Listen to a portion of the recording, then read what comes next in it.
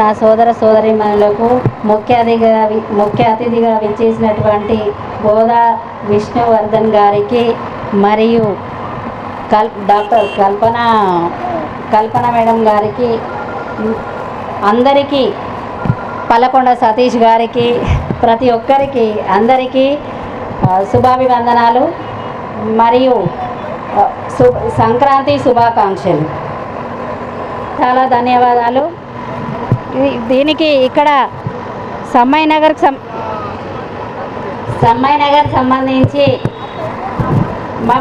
మా సోదరులు అనిల్, పాల్, శ్రీనన్న అందరూ కూడా ప్రతి ఒక్కరూ, నేను నిజంగా చాలా సంతోషంగా ఉందన్న.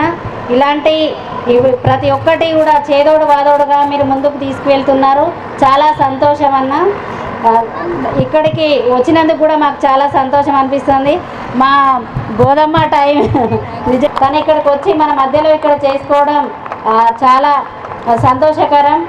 అమ్మ నిండు నూరేళ్ళు చల్లగా ఉండాలి. ఇంకా ముందు ముందు మీరు మంచి ఆపర్చునిటీని చేజిక్కుకొని ముందుకు వెళ్ళాలని కోరుకుంటూ, ఆ భగవంతుడు ఎల్లవేళలా మిమ్మల్ని, మీ కుటుంబ సభ్యులందరినీ కూడా, మా అన్నకు కూడా తప్పకుండా మంత్రి పోస్ట్ రావాలి. ఎందుకంటే ఎప్పటి నుంచో వేస్తున్నాం.